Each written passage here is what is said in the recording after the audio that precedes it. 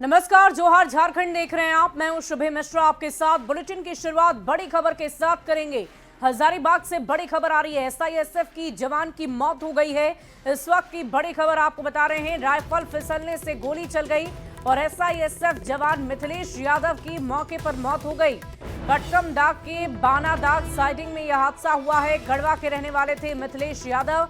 Duty पर फिसल कर गिर गई थी राइफल और अचानक चली गोली की वजह से उनकी जान चली गई। इस वक्त की बड़ी खबर आपको बता रहे हैं। कटक दाग के बानादाग साइडिंग में यह हादसा हुआ है। इस वक्त की बड़ी खबर आपको बता रहे हैं। गढ़वा के रहने वाले थे मिथिलेश यादव। एसआईएसएफ जवान की मौत एक दुर्घटना में हो गई है। ड्यूटी पर फिसलकर राइफल गिर गई और उसी राइफल से निकली हुई गोली से उनकी जान चली गई। कमांडर ने बताया, जो मृतक के भाई ने बताया, उसके हिसाब से एक गलत राइफल की जो गोली होती है गलत तरीके से फायर हो गई है। दुर्घटना हो गई है बेसिकली। कितना फायर हुआ है? ये तो मैं नहीं बता सकता, ये डिपार्टमेंटल इंक्वायरी का मैटर है। वो मेरा छोटा भाई है। आए यहाँ तो पता चला कि नहीं, बारिश हो रहा था, उसी में फिसल करके वो गिरे और राइफल के साथ में हॉस्पिटल लाते क्रम में फिर लेट पाया गया। और इसी बीच हजारीबाग से एक बड़ी खबर का रुख कर लेंगे। कोर्रा थाना में भीषण सड़क हादसा हुआ। अज्ञात वाहन ने पुलिसकर्मी को रौंद डाला। गश्ती पर निकले एक पुलिसकर्मी की मौत हो गई है। दूसरा पुलिसकर्मी गंभीर रूप से घायल बताया जा रहा है। घायल पुलिसकर्मी का रांची में इलाज भी जारी है। सीसीटीवी की मदद से आरोपी की तलाश में फिलहाल पुलिस जुटी हुई है। हजारीबाग से बड़ी खबर, कोर्रा थाना में भीषण सड़क हादसा हो गया।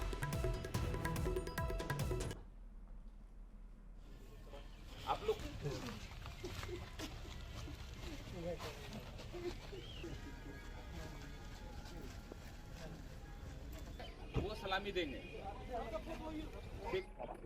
कोर्रा थाना क्या क्या अभी क्या पूछना?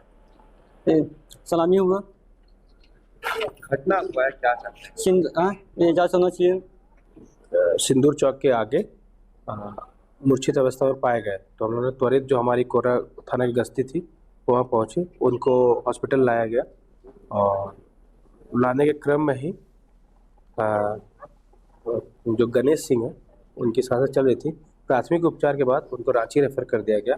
एवं हमारे एक और जवान थे नंदलाल, वो उनका लाने के क्रम में ही देहांत हो गया। ये अभावपूर्ण क्षति है हजारीबाग पुलिस परिवार के लिए। उनके परिजनों को बुलाया गया है। ये यथावत जो भी आगे उनका जो बनता है वो उनको दिया जाएगा। और लगातार हो रही बारिश से लगभग सभी नदियां और डैम खतरे के निशान से ऊपर आ गए हैं, जिसमें सिमडेगा का पर्यटन स्थल केलाघाट डैम भी शामिल है। यहां का जलस्तर खतरे के निशान के पार पहुंच चुका है। डैम के ओवरफ्लो होने की वजह से सभी फाटक खोल दिए गए हैं। इसके साथ ही पर्यटन स्थल दानगड्डी में शंख नदी उफान पर है और इसमें यहां पहुंच रहे पर्यटकों में सेल्फी लेने की होड़ लगी हुई है। लेकिन सेल्फी और डैम किनारे मस्ती कहीं महंगी ना पड़ जाए, इसको लेकर प्रशासन पूरी तरह से अलर्ट मोड पर है। डीसी कंचन सिंह ने खुद केलाघाट डैम का निरीक्षण किया और लोगों को पानी से दूर रहने की अपील की। तस्वीरें हम आपको दिखा रहे हैं कैसे लगातार नदियां सैलाब बनती हुई नजर आ रही है। भारी बारिश के बीच ऐसी तस्वीर डराने वाली भी है लेकिन खूबसूरत भी है। भले ही इस खूबसूरती को देखने के लिए दूर दूर से सैलानी पहुंच रहे हों, लेकिन वहां पर अधिकारियों की तरफ से पूरी तरह से सुरक्षित रहने की लोगों से अपील की जा रही है कि वो भले ही वहां घूमने जाएं, इस दृश्य को अपने कैमरे में कैद करें, लेकिन अपना ख्याल भी ज़रूर रखें, सुरक्षित ज़रूर रहें। कैसा है जलस्तर, इसका कितना घातक हो सकता है। इसके साथ ही जो लोकल लोग यहाँ पे घूमने के लिए आते हैं तो उनकी भी सुरक्षा एक बहुत बड़ा मुद्दा हो जाता है कि वाटर बॉडीज़ में जाकर के सेल्फी लेना या कि खेल कूद करना, तो उसके साथ उनकी जान को भी खतरा रहता है। तो उसको भी रेगुलेट करने के लिए एक व्यवस्था करनी थी, तो उसी का जायजा लेंगे। और देखिए, झारखंड में 4 दिनों तक बारिश ने जमकर आफत बरपा दी और इन सब के बीच रांची का हुंड्रू वाटरफॉल भी अपने शबाब पर नजर आया। हुंड्रू वाटरफॉल में अंगड़ाई लेते पानी की ये धार बेहद खूबसूरत नजर आ रही है और हर किसी का मन भी मोह रही थी।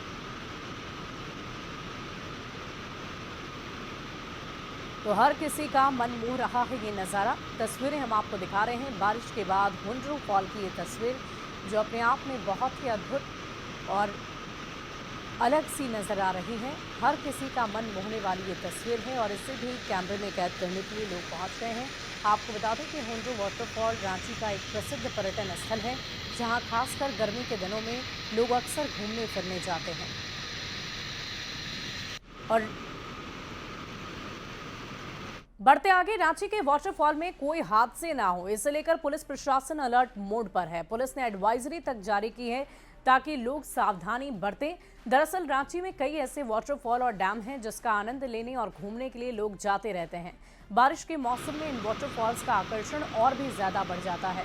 खास तौर से फॉल के आसपास के पत्थर पर फिसलन बढ़ जाती है भारी बारिश की वजह से, जिस कारण हादसों की भी आशंका होती है। और ऐसे में रांची पुलिस ने एडवाइजरी जारी कर लोगों से सावधानी बरतने के निर्देश दिए हैं। साथ ही वाटरफॉल में कार्यरत पर्यटक मित्रों को भी निर्देश दिया गया है कि वो पर्यटकों को वाटरफॉल के करीब जाने से रोकें। वहीं बैरिकेडिंग सहित अन्य कार्य भी किए जा रहे हैं। स्थानीय थाने को भी विशेष पेट्रोलिंग करने के निर्देश दिए गए ताकि हादसों से बचा जा सके। उत्सुकतावश चले जाते हैं या फोटो खिंचाने चले जाते हैं, तो अभी चूंकि पानी का फ्लो काफ़ी स्पीड में है, दुर्घटनाएं घट सकती है। जो पत्थर हैं वो सब थोड़े चिकने हो गए हैं, तो सभी से मेरा अनुरोध है, रांची वासियों से, रांची इलाके वासियों से, कि वहाँ पर या और भी अन्य जिलों से अगर कोई पर्यटक हैं कि उन जगहों पर नहीं पहुँचें जहाँ पर पानी की धार में वो पड़ सकते हैं। और हम लोगों ने उसे वार्निंग के लिए वहाँ पर जो है बांस का बैरिकेड भी लगाने के लिए निर्देश दिया, वो लग ही गया होगा। और देखिए, लगातार मूसलाधार बारिश से जमशेदपुर में स्वर्ण रेखा और खरकाई नदी उफान पर रही। बारिश थमने के बाद जलस्तर भी कम होता नजर आ रहा है और अब नदी में युवा ब्रिज से मौत की छलांग लगाते दिख रहे हैं। 200 मीटर की ऊंचाई से युवा नदी में छलांग लगा रहे हैं और फिर पानी में तैरकर दूसरी ओर निकल जा रहे हैं। न्यूज़ 18 की टीम जब मौके पर पहुंची तो छलांग लगा रहे लोग मौके से फरार हो गए। प्रशासन से लोगों ने पुल पर जाली लगाने की अपील की है ताकि मौत की छलांग का खेल बंद हो सके। आप देख सकते हैं इसका व्यू बहुत ही ब्यूटीफुल है, बट जस्ट बिकॉज कोई बच्चे आते हैं या कोई लोग आते हैं डिप्रेशन की वजह से यहाँ पे छलांग लगा देते हैं और गिर के उनकी मौत हो जाती है, तो इसी की वजह से यहाँ पे जाली लगा देना चाहिए ताकि वो सेफ्टी बरकरार रहे, जैसे कि आदित्यपुर ब्रिज में और मानगो ब्रिज में लगा दिया गया है। तो प्रशासन से तो यही मांग है कि यहाँ पे एक जाली लगा दिया जाए ताकि यहाँ पे कुछ दुर्घटना ना घटे और ये इतना ब्यूटीफुल सा जगह ब्यूटीफुल और सिक्योर रहे। जमशेदपुर में मूसलाधार बारिश रुकने के बाद कहीं ना कहीं बाढ़ पीड़ित राहत की सांस ले रहे हैं, तो वहीं दूसरी तरफ अब जिला प्रशासन के लिए एक बड़ी चुनौती बन चुकी है। जमशेदपुर के दुम्हानी नदी के पुल के ऊपर से लगातार युवा जो है मौत की छलांग लगा रही है। इसी पुल के ऊपर से आप देख सकते हैं कि लगातार युवा आते हैं और इसके बाद यहाँ से मोबाइल के जरिए वीडियो बनाते हैं यूट्यूब में डालने के लिए और मौत की छलांग इस पुल पर से लगा रहे हैं। हालांकि जैसे ही मीडिया कर्मी यहाँ पर पहुंचते हैं और उनकी तस्वीर कैद की जाती है तो उसके बाद सभी युवा यहाँ से भाग खड़े होते हैं, मगर लगातार यहाँ से लोग जो है सेल्फी या वीडियोग्राफी करने के चक्कर में वो यहाँ मौत की छलांग लगाते हैं और कई युवा जो है इसमें उनकी मौत भी हो चुकी है। हालांकि जिला प्रशासन को अब इस पर कहीं ना कहीं गंभीर ठोस कदम उठाना पड़ेगा और इस पुल के साथ में जो ये साइड में जाल लगता है 9 फीट का, वो लगाना होगा, क्योंकि लगातार ये पुल जो है अब ये मौत के पुल के नाम से जाना जा रहा है। लगातार यहाँ से युवा जो है छोटी छोटी बातों पर निराश होकर सीधे तौर पर छलांग लगाते हैं और उनकी मौत हो जाती है। वहीं आज भी वही तस्वीर देखने को मिला जहाँ कई युवा जो है यहाँ से सीधे तौर पर पुल पे से नदी में कूद रहे थे और मौत की छलांग लगा रहे थे। कहीं ना कहीं अब जिला प्रशासन को इस पर कहीं ना कहीं कोई ठोस कदम उठाना होगा जिससे इस तरह की घटनाओं पर लगाम लग सके। न्यूज़ 18 के लिए जमशेदपुर से आशीष कुमार तिवारी। और नदी में युवा मौत की छलांग लगा रहे हैं, जिससे लेकर जमशेदपुर सिटी एसपी काफी गंभीर हैं। सोनारी थानेदार को इस मामले पर जांच कर वहां पेट्रोलिंग लगाने के निर्देश भी दिए गए। फिलहाल इस तरह की घटना को रोकने के लिए लगातार जिला पुलिस कार्य कर रही है। युवाओं को सख्त निर्देश दी गई है कि अगर वो पकड़े गए तो कड़ी कार्रवाई होगी। जल्द ही पुल पर जाली और सीसीटीवी कैमरे भी लगाए जाएंगे। कारण नदी का लेवल भी बड़ा है और काफी सारे बस ये युवक कूदने वाले नहीं बट काफी सारे टूरिस्ट भी उस एरिया में हमें दिख रहे हैं। वहां पे हो गया, डिमना में हो गया, ये सब एरिया में। तो आप ये चैनल के माध्यम से हम ये अपील करना चाहेंगे कि अपने जो भी टूरिज्म करे उसमें हमें कोई इशू नहीं है, बढ़िया से टूरिज्म करे, बट उसमें रिस्पॉन्सिबल रहें, ज्यादा नदी के पास नहीं जाएं। और स्पेशली जो ये युवक है जो कूद रहे हैं, हमने थाना प्रभारी को जिसमें निर्देश दिए हैं, कल इनफैक्ट शाम में माइकिंग भी हुई है पीसीआर के थ्रू, और वहाँ पे जो PA सिस्टम लगा उसके थ्रू माइकिंग भी हमने करने की कोशिश की है कि जितना डिस्टेंस मेंटेन कर सकते हैं नदी से उतना से रहें, दूरी से रिस्पॉन्सिबली व्यू को एंजॉय करें। और ये जो बच्चे कूद रहे हैं इन्हें तो हमने काफ़ी सख्त हिदायत दी है कि ये सब इस ऐसे एक्टिविटीज़ में पार्ट नहीं लें, क्योंकि बाद में आप ही के जान के लिए जोखिम का मामला हो सकता है। वहीं सरायकेला के चांडिल डैम के 11 फाटक खोल दिए गए, जिसके बाद जमशेदपुर के स्वर्णरेखा और खरकाई नदी खतरे के निशान के 5 मीटर तक ऊपर पहुंच गई है। नदी के उफान से मानगो फ्लाईओवर का करोड़ों का नुकसान हुआ। नदी के बीचों बीच बन रहे फ्लाईओवर का कई कीमती मशीन और कई उपकरण बाढ़ में बह गए हैं। बाढ़ ने बस्ती के साथ साथ फ्लाईओवर का भी करोड़ों का नुकसान कर दिया है। था थोड़ा लोहा लक्कड़, वही सब जो है इसकी बह गई है। और जो है इसकी यहाँ पर काउंटर जो लेबर मिस्त्री का था वो सब बह गई, और कुछ सामानें भी बह गई है लेबर मिस्त्री का। तो टेम्पोररी से हाँ, बड़ा नुकसान हुआ मतलब है। जी हाँ, बहुत बड़ा है, ऐसा बात क्यों है। मशीन लोग हाँ, मशीन भी कुछ दहा है। जमशेदपुर शहर में लगातार 3 दिनों से मूसलाधार बारिश होने के बाद जमशेदपुर पूरे शहर में बाढ़ का जो है वो तस्वीर देखने को मिला, जहां हजारों घरों में बाढ़ का पानी प्रवेश कर गया। मगर वहीं दूसरी तरफ बता दूं कि दोनों नदियां स्वर्णरेखा और खरकाई नदी जो है वो खतरे निशान से 5 मीटर ऊपर बहने लगी, और इसका असर घरों तक नहीं फ्लाईओवर में भी देखने को मिला। तस्वीर आप देख सकते हैं कि अभी मैं मौजूद हूँ जमशेदपुर शहर के खरकाई या स्वर्णरेखा नदी का ये जो संगम होता है, और यहाँ पर फ्लाईओवर बनाया जा रहा था। वो सीधे तौर पर आप देख सकते हैं कि मानगो पुल है वो अभी भी जो है वो पूरी तरह से बाढ़ की चपेट में है, और पानी जो है वो आप देख सकते हैं कि कुछ ही मीटर जो है वो पुल को छू सकता है। हालांकि दोनों नदियां अभी भी उफान पर है, क्योंकि चांडिल और उड़ीसा के बलविन डैम का फाटक खोला गया है, और चांडिल के 11 फाटक खोलने से दोनों नदियां जो अभी भी खतरे निशान के 5 मीटर ऊपर बह रही है। तो साफ तौर पर अंदाजा लगा सकते हैं कि इससे भारी नुकसान तो शहर को हुआ है, मगर फ्लाईओवर जो बन रहा था वो आप देख सकते हैं जमशेदपुर से मानगो को जोड़ने वाली ये फ्लाईओवर का बता दूं कि ये काम चल रहा था, नदी के बीचों बीच ये फ्लाईओवर का काम चल रहा था। और जिस तरह अनुमान सूत्रों के मुताबिक अनुमान लगाया जाए, करोड़ों का जो इनका सामान था, मशीन हो, पार्ट्स हो, तमाम चीज जो है वो नदी के उफान आते ही ये पूरी तरह से बह गए। हालांकि करोड़ों का नुकसान हुआ है फ्लाईओवर का। वहीं दूसरी तरफ बता दूं कि जिस तरह पानी का रेंज है और नए नए पिलर है, चारों तरफ से पिलर के मिट्टी की जो है वो दह जाने से अब पिलर कितना मजबूत होगा वो तो आने वाला समय ही बताएगा। मगर इस बाढ़ से कहीं ना कहीं शहर के साथ साथ मानगो फ्लाईओवर को भी बड़ा नुकसान हुआ है। कितने भी जो लोहे के पार्ट्स हो या मशीन हो, तमाम चीजें नदी में रखी गई थी, वो रातों रात अचानक से बाढ़ आने के बाद जो है करोड़ों का सामान जो है वो बाढ़ में बह गया है। हालांकि काफी नुकसान हुआ है, मगर आपको बता दूं कि राहत की बात यह है कि कल से जो बारिश रुका है वो कहीं ना कहीं जमशेदपुर वासियों के लिए एक राहत की बात है, क्योंकि बारिश रुकने के बाद धीरे धीरे जो है शहर का सभी पानी जो है वो नदियों में उतर रहा है, जो तो काफी राहत की बात है। मगर अभी भी नदी जो है दोनों उफान पर है, और नदी का ये पानी जो है शहर के लोगों के घरों के साथ साथ फ्लाईओवर को भी बड़ा नुकसान पहुंचा है। मगर अब देखना यह है कि इस बाढ़ के बाद फ्लाईओवर कितना मजबूत होगा वो तो आने वाला समय ही बताएगा। न्यूज़ 18 के लिए जमशेदपुर से आशीष कुमार तिवारी।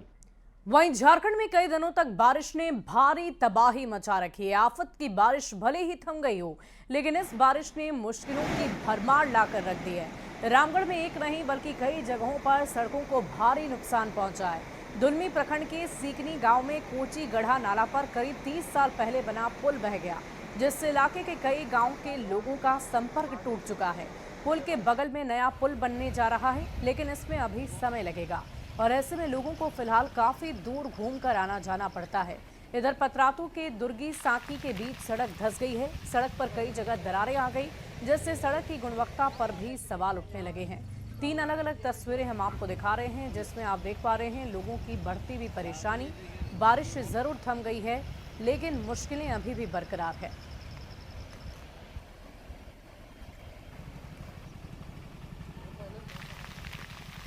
नीचे में आग लगा हुआ है, जिसकी वजह से ये सड़क बार बार धंस जाती है। पूर्व में भी ये सड़क धंसी थी, कुछ दिनों पहले केवल रिपेयर कराया गया। कोयला खदान नीचे चला हुआ है, नीचे खदान है, जिसके वजह से खदान में आग लगा हुआ है, जिसके वजह से मुख्य मार्ग भुरकुंडा पतरातू रामगढ़ का है।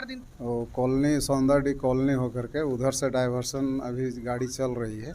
अभी इधर तो मार्ग बंद किया गया है। अच्छा। जब तक इसका कुछ काम नहीं होता है तब तक। तो नीचे में कोयले में आग लगा हुआ है। हाँ, नीचे में कोयला में आग, बगल में माइंस है, वहाँ से ओपन कास्ट माइंस है। ओपन कास्ट माइंस है। लगातार हो रही बारिश की वजह से धनबाद निगम की पोल खुलकर रह गई है। जगह जगह जलजमाव होने से आम जनजीवन अस्त व्यस्त है।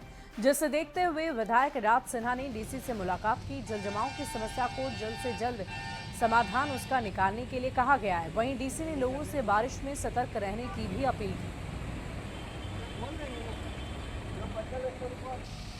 कॉलोनी और श्याम विहार कॉलोनी, सब कॉलोनी में भी पानी नहीं लगे, इस पर भी डीसी से अभी हमने विशेष ये चिंतन करने का कहा है कि भाई इस प्रकार से वाटर लॉगिंग नहीं हो, बारिश ज़्यादा भी आए तो पानी निकल जाए, इसकी चिंतन उन्होंने कहा है कि नगर आयुक्त से भी बुला करके एक बार बैठ करके हम इस पर करेंगे, विचार करेंगे कि कैसे क्या किया जाए। और झारखंड में 4 दिन की बारिश में हुए भारी नुकसान को लेकर सीएम हेमंत सोरेन ने संजीदगी दिखाई है और नुकसान की भरपाई के लिए मदद का ऐलान कर दिया है। हालांकि ये मदद कितनी होगी, ये सर्वे रिपोर्ट आने के बाद ही तय होगा। सीएम ने कल सभी जिले के अधिकारियों के साथ बैठक कर नुकसान की रिपोर्ट मांगी है और बैठक के बाद आपदा प्रबंधन मंत्री इरफान अंसारी ने कहा है कि सरकार सभी को उचित मुआवजा देगी। तो बड़ी खबर आपको बता रहे हैं, झारखंड सरकार की तरफ से बर्बादी को लेकर पहल की जा रही है। आपदा प्रबंधन मंत्री का बड़ा बयान सामने आया है। सरकार सभी को उचित मुआवजा देगी, ऐसी तैयारी झारखंड सरकार की तरफ से की जा रही है। आपको बता दें कि डूबने की वजह से 6 लोगों की मौत हो गई। बारिश से बर्बादी का जुड़ा हुआ ये पूरा मामला है।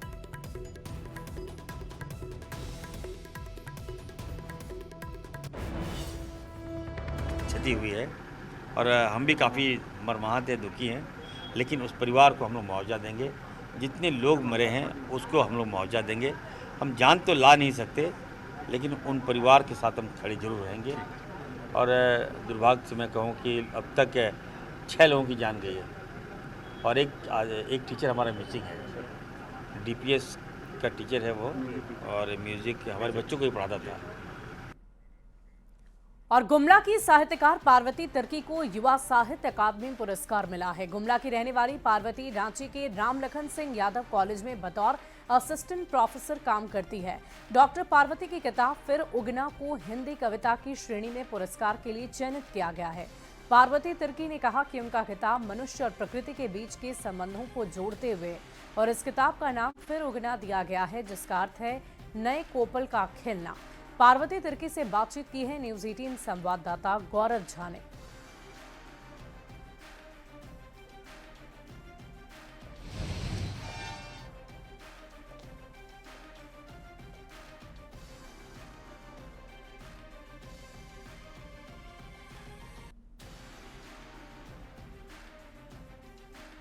साहित्य अकादमी पुरस्कार के लिए पार्वती तिर्की का नाम सामने आया है।